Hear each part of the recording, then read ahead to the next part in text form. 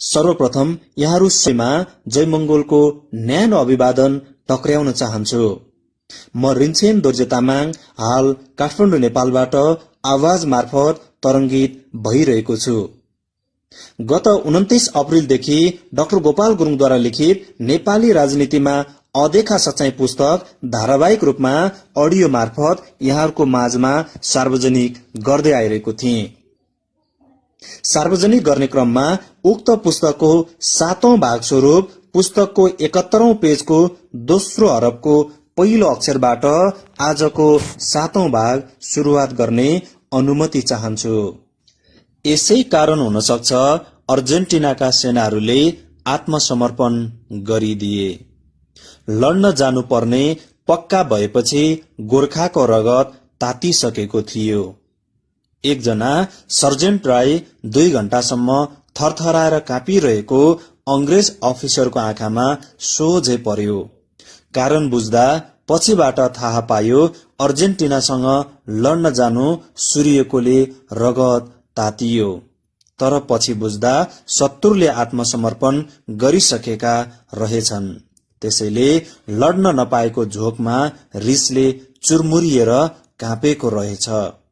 गोर्खाको रगत शत्रुको व्यवहारलाई पनि हाँसी हाँसी सही दिने, तर रगत तातिसकेपछि मरेको र मारेको थाहा नहुने हुन्छ। यो तिनीहरूका स्वाभाविक गुण हो। तर नेपालको भीख मागेर खान पल्केका र भीख मागी खान कति पनि लाज नमान्ने, बरु त्यसो गर्न गर्व ठान्ने बाहुनहरू जो नेपालको गाउँघरका बाटाघाटामा समेत सानातिना मन्दिर बनाएर भए पनि भीख मागेर नै बसेका पाइन्छन्। भारतीय र ब्रिटिस गोर्खामा पनि हामीलाई खुट्टा ढोकाएर नत्र पनि नमस्कार गराएर तिनीहरूबाट भीख थाप्छन्।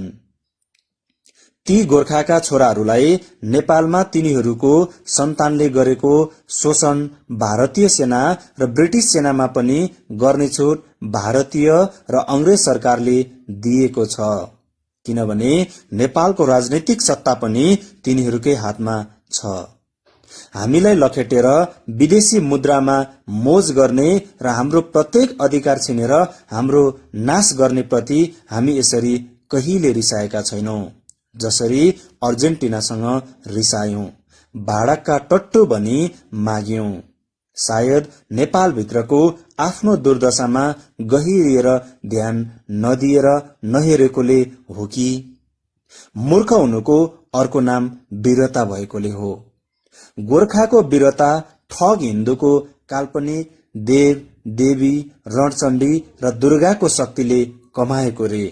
रणचण्डी र दुर्गा दुवै नै विनाशका प्रतीक हुन्। नेपालको राजनैतिक सत्ता यिनीहरूकै हातमा भएकोले हाम्रो नाश मात्र भएको छ, बलिको बोको बनाएको छ। हाम्रो वेदना रोदन र क्रन्दन न त भारतले सुन्न चाहन्छ न त अंग्रेजले।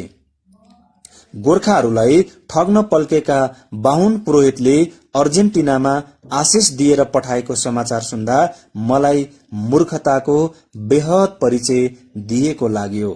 हामी किन अन्धाधुन्द तिनै शोषक, ठग, सामन्ती र लुच्छा बाहुनहरूलाई यत्रो रगत पसिनाले अर्जेको सम्पत्ति पुरोहित भनेर खुवाउँछौं र मूर्ख बन्छौं। यिनीहरूको टीका थापेर यिनीहरूको अघि आफ्नो शिर किन झुकाउँछौं? किन खुट्टामा ढोगी दिन्छौं अथवा नमस्कार चढाउँछौं? भिक्षा मागेर दान थापी खाने यिनीहरू ठूलो कि शरण र भिक्षा दिने हामी? गोर्खा सेना राख्ने भारत सरकारलाई राई लिम्बूको निम्ति बाहुनको ठाउँमा फेदङ्वा र गुरुङ, मगर, तामाङ सेनाको निम्ति बुद्धिस्ट गुरु राख्ने माग गरौं। अर्जेन्टिनामा लड्न गएको गोर्खाको जोश देखेर र अंग्रेजहरूसँग नालापानी र खलङ्गामा लड्दा हाम्रा पुर्खाको वीरतासँग 200 वर्षदेखिको परिचित अंग्रेजको एकजना ब्रिगेडियर ब्रडाई स्मिथ 7औं ड्युक अफ एडिन बर्गसको आफ्नो गोर्खा राइफल्सका रेजिमेन्ट कर्नलले 1815 देखि नै गोर्खा ब्रिगेडले ब्रिटिस राजमुकुटको निम्ति काम गर्दै आएको छ। फकल्यान्ड अभियानमा यसले भाग लिएर गौरव बढाएको छ। गोर्खाहरू जस्तो ज्यादै विश्वासी साथी कुनै पनि मुलुकको छैन भनेका थिए। यत्रो 200 वर्षदेखिको त्याग, तपस्या, विश्वास र बलिदान, प्राणको आहुतिको बदलामा गोर्खालाई के दियो त ब्रिटिसले? दिनुको बदलामा हामीबाट नै खोसेको छ अंग्रेजले। यसप्रति पनि हेरौं। 1974 ताका हङकङमा एकजना धनी व्यापारी ताङले ब्रिटिस सेनामा भएकाहरूको छोराछोरीको उच्च शिक्षाको निम्ति 1.55 मिलियन 15,50,000 हङकङ डलर दिएका थिए। तर अंग्रेजहरूले त्यत्रो ठूलो रकम ब्रिटिस गोर्खाको छोराछोरीको उच्च शिक्षाको निम्ति नखर्चेर बेलायत ब्याङ्कमा लगी थुपारे। 1969 देखि 71 सम्ममा एफिल फन्डको नामले 1.35 13,50,000 स्टर्लिङ पाउन्ड जम्मा भयो, जुन फन्ड उठाउँदा हङकङका ठूल्ठूला होटलहरूमा नेपालको मानचित्र राखिन्थ्यो र गोर्खा सेनामा काम गर्नेहरू यस मुलुकको दुर्गम ठाउँहरूमा कठोर जीवन बिताउनु पर्ने भनेर सेनालाई भिक्षा माग्न लगाइन्थ्यो। यसरी मुलुकको नाम र इज्जतको सौदा गराइले जम्मा भएको रुपियाँ पनि ब्रिटिसहरूकै पेवा भएको छ। अंग्रेज अफसरहरूले हवाईमा गोर्खाको ठूलो बेइज्जत गर्दा त्यहाँ भएको काण्डमा 111 जना गोर्खालाई एकदमै ठूलो अपराधीलाई जस्तो व्यवहार गरी नेपाल फर्काइदिएको थियो। त्यसमा नेपालले चुइक्कसम्म बोल्न नसकेको घटना सबैको हृदयमा आलै छ। यसै गरेर PRI फन्डको कुरा अर्कै छ। यो फन्डमा 1 युनिटको 10 अंक भन्दा बढी पाउन्ड जम्मा भएको बताइन्छ। 10 अंक भन्नुको अर्थ 1 अरब पाउन्ड। त्यसको उपयोग पनि अंग्रेजहरू बाहेक गोर्खा सेना र तिनका छोराछोरीहरूलाई गर्न दिएको छैन। ब्रुनाईका सुल्तानले ब्रिटिस गोर्खाका छोराछोरीको निम्ति 50,000 पाउन्ड दिएका थिए। तर त्यो रकम पनि यिनीहरूको कल्याणको निम्ति खर्च नगरेर ब्रिटिसहरूले आफ्नो ब्याङ्कमा जम्मा गरी आफ्नो पेवा बनाएका छन्। नेपालमा भएको ब्रिटिसको नामले चल्ने सानोतिनो देखावटी कृषि फर्म र वेलफेयर फन्ड पनि हङकङको एकजना धनी व्यापारी कादुरी र क्यानाडा सरकारको सहयोगले चलाएको छ।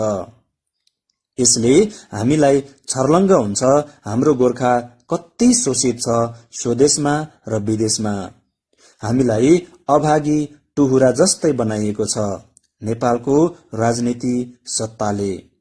नेपालमा एकातिर केटाकेटीदेखि नै हामीले घर घरमा पल्टने बुट देख्छौं र पल्टने लुगामा बडो फुर्तीसाथ स्यालुट ठोकिएको अथवा उभिएको बाजे बाबुको फोटो भित्तामा टाँसिएको देख्छौं।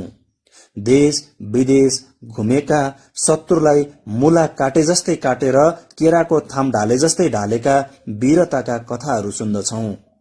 घर छुट्टीमा आउँदा खेतमा काम गर्ने गाउँले भन्दा सुकिलो देख्दछौं पल्टनबाट छुट्टीमा आउनेहरूलाई। केटाकेटी बुद्धिले सम्झन लाग्छ तिनीहरू धेरै देश घुमेर धेरै जान्ने भएका छन् र आफू र गाउँलेहरू केही नजान्ने र कतै पनि नघुमेकाहरू हुन्। नजानी नै उसलाई पल्टनमा भर्ना हुने रहर लाग्छ। छुट्टीमा आएका पल्टनेहरू देश विदेशमा आफूले दुःख पाएका कारणहरू र गाउँघर छाड्न परेका, गाउँघरमा पढ्न नपाएका, त्यसको र आफ्नो आमा बुवा स्वास्नी छोराछोरीसँग बस्न नपाएको, त्यसको कारण जाली फटाहा शोषक सामन्तहरूबाट भएको नेपालको उच्च पद पनि बाहुन छेत्रीले लिएर पुस्तौं पुस्तादेखि हाम्रो जनशक्ति मुलुकबाट बाहिर पठाई यहाँ भएको हाम्रो चल अचल सम्पत्ति यिनीहरूले नै हात पार्दै आज हाम्रो भूमिको 60%, प्रशासनमा 98%, आर्मीमा 95% यी दुई जातिले ओगटेर हाम्रो वंशजको नाश गर्नेतर्फ लागेका तथ्य हाम्रा केटाकेटीले कहिले सुन्न नपाएकोले हाम्रो लडाकु गोर्खाले भारत र अंग्रेजको फौजमा गुलामी गर्नुभन्दा बढ्ता केही सोचेन। जति जति हाम्रो पिढी हुर्काउँदै जान्छ त्यति त्यति नै तिनीहरूको गिदीमा विभिन्न नाम र रूपबाट हिन्दूहरूकै देव देवी शक्तिशाली र भगवानको झुटा कथाहरू विभिन्न रूपमा हाम्रो खुसी खान पल्केका तिनै बाहुन क्षेत्रीहरूले सुनाउँदै गए। घरका भित्तामा पनि त्यही छापमा परेका बाबु बाजे आमा बज्यू र ठूलाहरूले अर्थ न बर्थ गोविन्द गाई टाउको दुखेको ओखती नाइटोमा लगाई भने जस्तै बिना अर्थ हिन्दूहरूकै देव देवीलाई पुज्दै हिन्दू आर्यनहरूलाई र बाहुनहरूलाई महान देख्दै गएका घरमा आमा बाबु र ठूलादेखि लिएर घर छिमेकी र घरबाट निस्केपछि पनि जताततै बाहुन एजेन्ट भएको हिन्दू मन्दिरहरूमा पनि त्यही पाठ सिकाउँदै गए। केटाकेटीको कलिलो गिदीमा यसको छाप लाग्दै गएपछि स्कुल कलेजमा त के कुरा विश्वविद्यालयसम्म तिनीहरूबाटै लेखिएका तिनीहरूकै स्वार्थमा लेखिएका कथाहरू कविताहरू र इतिहासहरू पढ्नु पर्ने बाध्यता भएपछि हाम्रो पढे लेखेकै वर्गका सम्मलाई हाम्रो विषयमा पढ्ने लेख्ने सोच्ने विवेक हराइदिएर गयो।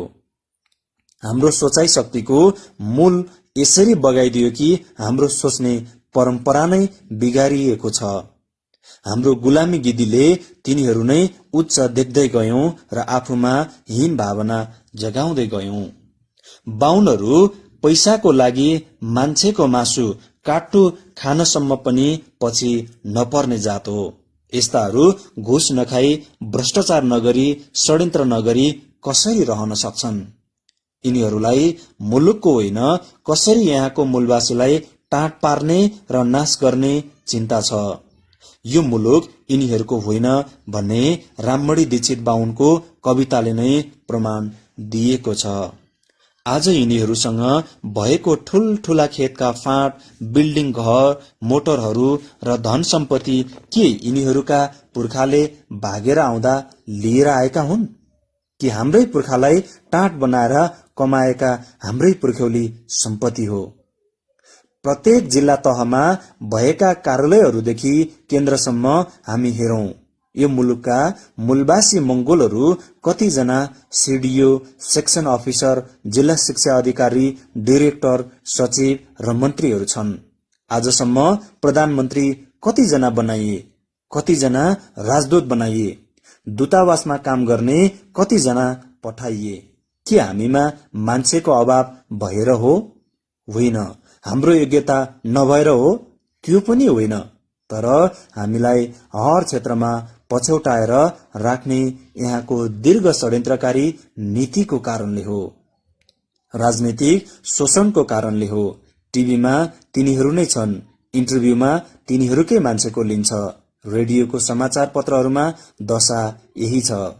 हामी नेपालका मूलवासी मंगोल अनार्यहरू आफ्नो मुलुकमा र अरूको मुलुकमा पनि यस्तो टुहुरा टुहुरी बनेका छौं जसको निम्ति यही र कहीं पनि अन्याय अत्याचार हुँदा र हाम्रो मुख मोसेर सबै नै यिनीहरूले खाइदिँदा पनि बोलिदिने अधिकार खोजिदिने कोही भएन, हामीलाई टिठ्याउने कोही भएन। हामी विश्वकै निम्ति वीर गोर्खा शत्रुको मुटु थर्काउने वीरतामा धाक दिने, अरूको निम्ति फुर्काउँदा फुर्कने, अरूको मुलुकका जनताको भाग्य बनाइदिने र बिगारिदिने जस्तो काममा काम आउने भयौं, तर आफ्नो निम्ति र भावी पिढीको निम्ति भएनौं। अरू त के कुरा, जाबो बाहुन क्षेत्रीले साम्प्रदायिक राष्ट्रद्रोही विखण्डनवादी भन्ला भनेर तर्सने भयौं। हामी आफ्नो घरमा अरूलाई लुट्न दिएर विदेशमा चारो खोजी खान रुचाउने भयौं। त्यहाँको निर्दोष स्वाभिमानी र चेतनशील मानिसलाई दबाउन, मार्न र मर्न अरूको हतियार बन्न जाने भयौं। हामी अत्यन्त वीर भएर पनि अत्यन्त डरछेरुवा बनाइएका छौं। हामी अत्यन्त भाग्यशाली भएर पनि अत्यन्त अभागी बनाइएका छौं। हामी अत्यन्त बलवान भएर पनि एकदमै निर्बल पारिएका छौं। हामी अत्यन्त योग्य भएर पनि सार अयोग्य बनेर बस्नु परेको छ।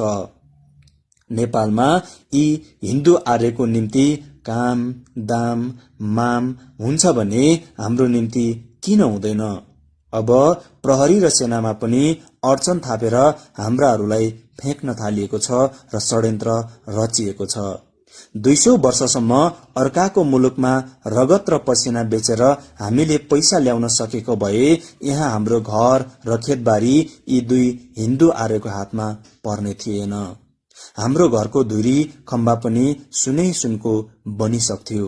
हामी कुबेर बनिसक्थ्यौं र आज हाम्रा छोराछोरीले घिउ भात खाइरहेका हुन्थे। हाम्रा खेतहरूमा धान लह लह हुन्थ्यो। तर आज पनि हामी आफ्नो मुलुकमा नोकरीको निम्ति छटपटाइरहेका छौं। यहाँको राजनीतिक, आर्थिक, धार्मिक शोषणले लुटिएर बेसहारा बनाइसकिएका छौं। नुन तेल किन्ने पैसा ल्याउन र उसिना चामलले पेट पाल्नको निम्ति आफ्नो जिन्दगीको हरेक सुख त्यागेर आमा, बाबु, स्वास्नी, छोराछोरीलाई लत्याएर अर्काको मुलुकमा त्यस मुलुकका बुद्धिजीवी वर्गको आँखामा र व्यवहारमा घृणित भएर चारो जुटाउन अत्यन्त सस्तो दाममा बेचिएर जान किन परेको छ? कति विवश पारिएका छौं, कति दुर्भाग्य पारिएका छौं, कति सोच्ने शक्तिहीन पारिएका छौं हामी आफ्नो मुलुकमा। वर्तमान विश्वमा जसरी हरेक राष्ट्रले न्याय खोज्छ, विकसित मुलुकबाट अविकसित र विकासोन्मुख मुलुकले सहयोग माग्छ, ऋण माग्छ, त्यो दिएन भने अन्याय भयो भनेर चिच्याउँछ। यद्यपि कसैको सम्पत्ति कसैलाई दिएन भने अन्याय भएको ठहरिन्न भने हामी त आफ्नै मुलुकमा हामी यहाँका मूल अहिन्दू अनार्य मंगोल मुल्कामाथि भारतीय मुल्का नेपाली भारतीयहरूले हाम्रो सबै अधिकार खोसिदिएर साँच्चै अन्याय गरेका छन्। अन्याय भयो, न्याय देऊ, अधिकार देऊ भन्दा के को साम्प्रदायिकता, के को विखण्डनवादी, के को अराष्ट्रिय भन्ला कि भन्ने डर। गान्धी, नेहरू, पटेलहरूले साम्राज्यवादी अंग्रेजहरूबाट न्याय खोजेनन् आफ्नो मुलुकमा। अफ्रिकन नेशनल कंग्रेसले 20% गोराहरूबाट आफ्नो अधिकार खोजिरहेका छैनन्। हाम्रो मंगोल नेशनल अर्गनाइजेसनले गुरुङको राज्य देऊ, लिम्बूको राज्य देऊ, राई, तामाङ, नेवारको राज्य देऊ भनेको छैन। पहिलाको अञ्चल जस्तो छुटाएर प्रान्तीय सरकारलाई देऊ र स्वायत्त शासन देऊ भनिरहेका छौं। यो अपमान होइन, न्यायको आवाज हो। हामी धर्मनिरपेक्ष चाहन्छौं, बुद्ध धर्ममाथि न्याय चाहन्छौं र यी समस्याहरू भविष्यमा रक्तपातको बिउ नबनोस् भन्ने चाहन्छौं। यसकारण न्याय खोज्ने नेपालले, मानव अधिकारमा हस्ताक्षर गरेको नेपालले, रंगभेदको विरोध गर्ने नेपालले आफ्नो मुलुकमा यहाँका मूलवासीमाथि र अरू धर्मावलम्बीमाथि गरिएको अत्याचार, भेदभाव र षड्यन्त्र त्याग्नुपर्छ। भविष्यमा गएर नेपालमा पनि PLO र दक्षिण अफ्रिकाको जस्तो हुन गयो भने ती मुलुकहरूको समर्थन गर्ने भारत र चीनले पनि सोच्नु पर्ने स्थिति आउला कि नआउला? के भारतले भारतीय मुलुकका नेपाली भारतीय भनेर यिनी बाहुन क्षेत्रीलाई काखी च्यापेर बस्लान् त? सद्भावना यिनीहरूको मात्र केवल भारतीय मुलुकका तराईवासी र भारतीय मुलुकका पहाडवासी, तराई र पहाडको बाहुन क्षेत्रीको झगडा हो र शक्तिको झगडा हो। तराईका मूलवासी र पहाडका मूलवासीको हितको निम्तिको झगडा होइन। अब हामी फेरि एकपल्ट अंग्रेजहरूको नीति र कूटनीति प्रति विचारौं। अंग्रेजका शत्रुलाई आफ्नै शत्रु ठानी कहिले बालुवै बालुवा, कहिले हिउँ नै हिउँ, कहिले रुगरुगे पाखामा लडाईं लड्दै मर्न पर्दा पनि जब तिमी घर जान्छौ तिनीहरूलाई, आफ्ना घरका सदस्यलाई हाम्रो विषयमा भनिदेऊ अनि भनिदेऊ तिमीहरूको भोलिको निम्ति हाम्रो आज दियौं भनेर सन्देश पठाए। तर कहिले पिठ्यौं फर्काएन र छलकपट गरेन। 200 वर्षदेखि गोर्खाले अंग्रेजको निम्ति आफ्नो आमा, बाबु, छोरा छोरी स्वास्नी र मुलुक भनेन। आफ्नो प्राणलाई मूल्यवान सम्झेन, किन्तु अंग्रेजले त्यसको बदलामा हामी गोर्खा मुलुकलाई के दियो? केवल तिरस्कार, घृणा, धोका, अन्याय र अत्याचार दियो। ब्रिटिश गोर्खामा आजसम्म पनि गोर्खाको मुलुकको चित्रण घृणित रूपमा गर्छ, व्यवहारमा हेपाई छ। तर यो वर्णन र अपमान नेपालकै वर्णन र अपमान हो। ब्रिटिशहरूको र्याङ्क र वेतनमा मात्र होइन, सुविधाहरूमा पनि गोर्खाले पाउनेमा अत्यन्त फरक छ। गोर्खा क्याप्टन, गोर्खा मेजर सुन्दा ठूलो, तर ब्रिटिश क्याप्टन र मेजरसँग दाँच्दा वेतन, सुविधा, अधिकारमा आकाश पातालको फरक छ। हङकङको ब्रिटिसको निम्ति विदेश मानिन्छ। अंग्रेजले वेतन बेसी पाउँछ, विदेशी भत्ता पनि पाउँछ भने गोर्खा सेनाहरू यी सुविधाबाट वञ्चित छन्। के हङकङ गोर्खाको निम्ति विदेश होइन? नेपालीले हामी मंगोल वंशजका सन्तानलाई ब्रिटिसको हातमा बेच्छ, ब्रिटिसले फेरि अरू मुलुकलाई बेच्छ। कति मजा, फाइदा। नेपालमा बाहुन छेत्रीले लुट्छ, विदेशमा अंग्रेजले। हामी कमारा जन्माउँदै जान्छौं, तिनी मालिकहरूले मालिक। तिनीहरूकै मोज मजाको निम्ति, सुरक्षाको निम्ति हामी छोराहरू जन्माउँदै जान्छौं, बिरालोले बच्चा जन्माए जस्तै। नेपालले आफ्नो देशवासीलाई सस्तोमा बेचे बापत ब्रिटिश सरकारले नेपाललाई 1,10,00,000 पाउन्ड, हालको हिसाबमा अरबौं रुपियाँ वर्षेनी दिने गर्छ। अब हामी गोर्खा नेपालका मूलवासीले भारतको निम्ति के गर्यौं र त्यसको बदलामा भारतले हामीलाई के दियो, त्यसतर्फ विचारौं। भारतको स्वतन्त्रताको निम्ति सुभाष चन्द्र बोसको आजाद हिन्द फौजमा लागेर लाखौं गोर्खाका सन्तानले बलिदान दिए। कतिपय अंग भंग भए, कतिजना चाहिँ इतिहासमा नलेखिदिएका शहीद भए। क्याप्टन दलबहादुर थापा मगर भारत स्वतन्त्रताकै निम्ति लड्दा पक्राउ परे। दिल्लीको सेन्ट्रल जेलको कोठामा फाँसीमा झुण्डिने आखिरी दिन कुरिरहेका उनले अत्यन्त यातना सहे। 6 वर्षपछि उनकी श्रीमती चम्पावती उनलाई भेट्न त्यहाँ पुगिन्। त्यसबेला क्याप्टन दलबहादुर थापा मगरले स्वाभिमानी साथ छाती फुलाएर हाँस्दै भने, अफसोस नगर, हाम्रो त्याग, तपस्या र बलिदानले भारत स्वतन्त्र भएर नै छाड्छ। हाम्रा करोडौं करोड भारतीय सन्तान कसैको दास होइन, स्वतन्त्र मुलुकको नागरिक भएर गर्वसाथ बाँच्नेछन्। हेपिएर मर्नुभन्दा देशको निम्ति फाँसीमा झुण्डिएर मर्नु नै बेस। यो भन्दा पनि दारूण कथा र बेथालु मृत्यु हाम्रा 2 गोर्खा बहिनीहरूको छ। सावित्री थापा मगर र इन्द्राणी थापा मगर दुवै स्कुलका 7-8 वर्षीय शिक्षार्थी थिए। भारतको स्वतन्त्रताको निम्ति सुभाष चन्द्र बोसको आह्वानमा यी दुवै कलिला बालिकाहरूले आफ्नो शरीरलाई घाँस र पातले छोपेर बमहरू बोकी शत्रुको ट्याङ्क आइरहेको बाटोमा सुतिदिए। ट्याङ्क थाहा नै नपाई तिनीहरूको शरीरमाथि चढ्यो। बमहरू पड्के, दुवै बालिका रगताम्य भएर मरे। सुभाष चन्द्र बोसका दुवै आँखा आँसुले रसाए, परन्तु अरू बालबालिकाहरू डराउलान् भनेर चिच्चाए। धन्य वीर गोर्खा, तुम्हारी हाथ से भारत स्वतन्त्रता हुने वाला है। धन्य वीरका सन्तान, धन्य वीर गोर्खा, तिम्रो हातबाट भारत स्वतन्त्र हुने भएको छ। धन्य वीरका सन्तान। भारतको स्वतन्त्रताको निम्ति मात्र नभएर भारत सीमा सुरक्षा र भारतको शत्रुहरूसँग लड्न यी वीर गोर्खा जहाँ जहाँ खटिए त्यहाँ त्यहाँ विश्वासिलो काम गरेका छन्।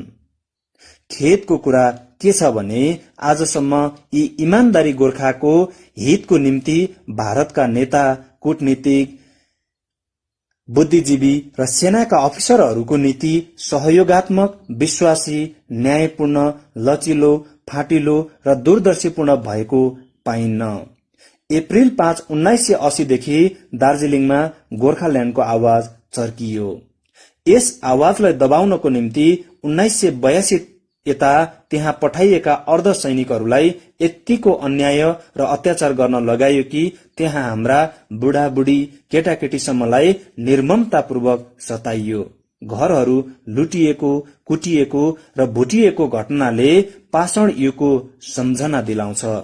सुकाइ राखिएको इस्कुसलाई बम बनेर प्रचार गरियो।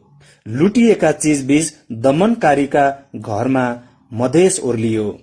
नेपालका हिन्दूहरूकै हातमा राजनीतिक शक्ति दिगो रहेको हेर्न चाहने भूमिका भारतीयहरूबाट पनि खेलिएको पाइन्छ। अब भारतका नयाँ पीढ़ीका नेताहरूले, कूटनीतिज्ञहरूले, सैनिक अफिसरहरूले नेपालका अनार्य मंगोल मुल्काहरूप्रतिको नीति सोचाइको धारणा बदल्नु आवश्यक छ। नेपालका गोर्खाले भारतको निम्ति इमानदारीपूर्वक आफ्नो भूमिका निभाए जस्तै भारतका राजनीतिज्ञ बुद्धिजीवीहरू पनि गोर्खाहरूप्रति इमानदारी र विश्वासिलो भई दिनु आवश्यक छ। नेपालका गोर्खाहरूप्रति आजसम्मको भारतीय सोचाइलाई सम्पूर्ण रूपले बदल्नु पर्छ। वल्लभ भाई पटेलले 1950 त्यस ताकाका भारतीय प्रधानमन्त्री जवाहरलाल नेहरूलाई लेख्नु भएको थियो। हिमालयको समस्त उत्तर र उत्तर पूर्वको भेगका सिमानामा हामीसँग भएका जनसंख्या आदिवासी संस्कृति दृष्टिकोणले तिब्बती भन्दा फरक छैन, नजदिक छ र मिल्छ। मलाई यो पनि विचार्न दिनुहोस् कि यो शक्ति, राजनीतिक शक्तिको विचारले हाम्रो उत्तरी भेग, उत्तर पूर्वको नेपाल, भोटाङ, सिक्किम, दार्जिलिङ, असम भेगका आदिवासी क्षेत्र झन्झटपूर्ण सीमा हुनेछ। अझ यस क्षेत्रमा बसोबास गर्ने यी आदिवासीहरूको भारतप्रति स्थिर श्रद्धा र भक्ति छैन। कतिसम्म भने दार्जिलिङ र कालेबुङ क्षेत्र पनि मंगोलाइटको पक्षको झुकाउबाट अलगिन सकेको छैन।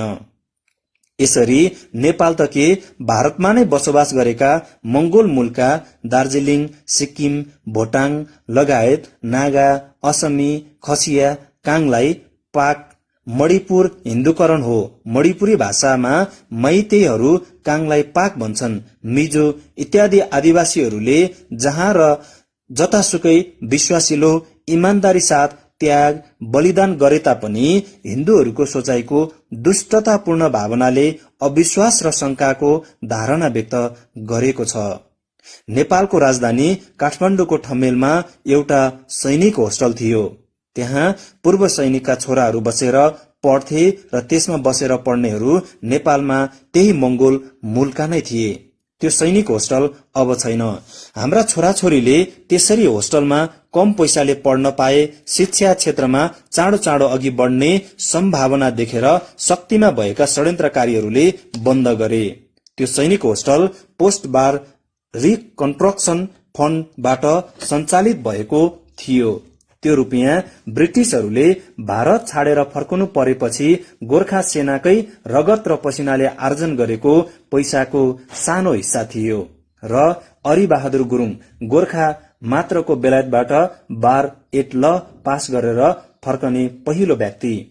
एमपी हुनुहुँदा उहाँकै प्रयासले भारत र नेपालका गोर्खा सोल्जर्सका केटाकेटीको हितमा केही ठोस काम होस् भन्ने हेतुले नेपालको निम्ति 66,16,200 भारतीय रुपियाँ छुट्याई नेपाल पठाइदिनु भएको थियो। नेपालका रक्षा मन्त्री त्यस फण्ड सञ्चालनका अध्यक्ष हुने गरे तापनि भारतीय दूतावासका मिलिट्री एटेची सचिव हुने गर्थे र उनैको तजबिजमा त्यो खर्चन्थ्यो। डाक्टर गोपाल गुरुङद्वारा लिखित नेपाली राजनीतिमा अदेखा सच्चाई पुस्तकको 82औं पेजको पहिलो हरफको अन्तिम बिन्दुमा आजको 7औं भाग अन्त्य गर्न चाहन्छु। नेपालको समस्त अहिन्दू मूलवासी मंगोलहरूको मुक्तिको निमित्त लेखिएको उक्त पुस्तक यहाँहरूको पहुँचसम्म पुर्याउने उद्देश्यले गत 29 अप्रिलदेखि धारावाहिक रूपमा अडियो मार्फत सार्वजनिक गर्दै आइरहेको छु। यहाँहरूको अमूल्य सल्लाह, सुझाव र प्रतिक्रियाको अपेक्षा सहित भोलि पुनः उक्त पुस्तकको 82औं पेजको दोस्रो हरफको पहिलो अक्षरबाट अन्तिम भाग लिएर आउने बाचा सहित आजको निमित्त यहाँहरूबाट ओझेल पर्न चाहन्छु।